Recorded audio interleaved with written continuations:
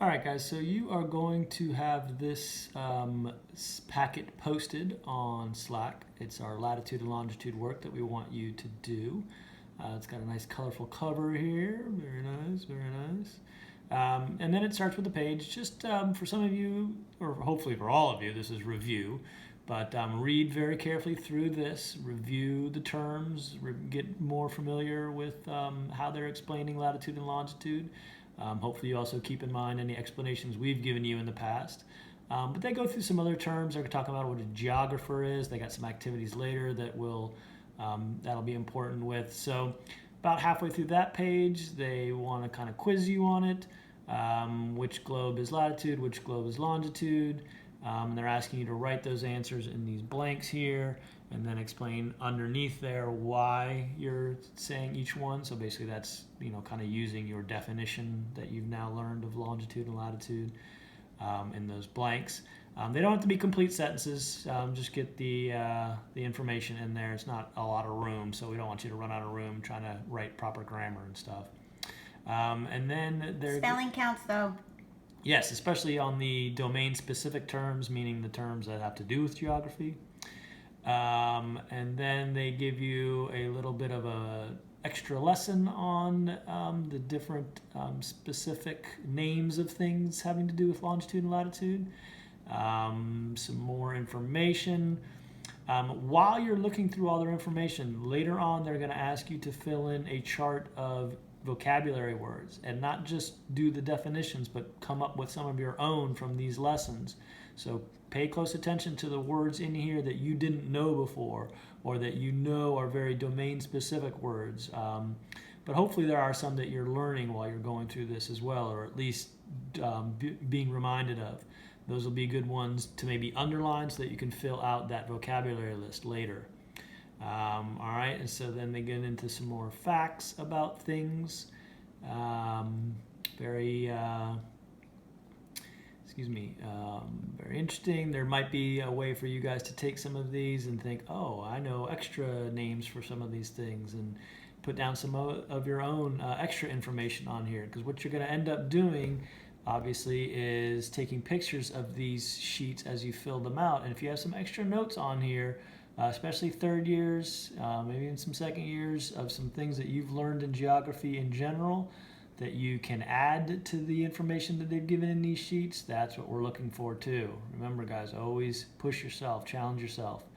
So then this is the page I was talking about before, where you've got some vocabulary to do, definitions to make, and then you can see how now they ran out of terms, and now there's 4 blanks here for you to put in more words that you learned or that you think are important to this lesson, and do the definitions on this side. So put your words here, definitions over here.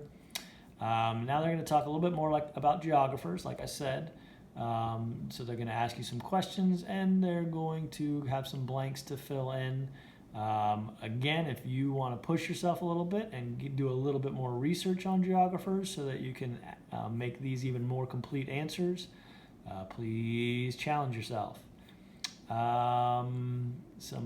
Here's a worksheet, more definite, just to kind of quiz yourself to make sure you understand all the terms that you're looking at. It's great because they get into down here doing more than just degrees. That's kind of giving you an answer, but it's probably the one that you already knew. But there's more to it. You don't, when you're finding specific points on a globe, you can't just have degrees. You got to get really, really, really specific. And so you get into these decimal numbers and whatnot, so you can actually pinpoint, like, a single person standing on a road. You can do that with latitude and longitude. That's how GPS works. That's how your phone works, and all the things that find you in the world.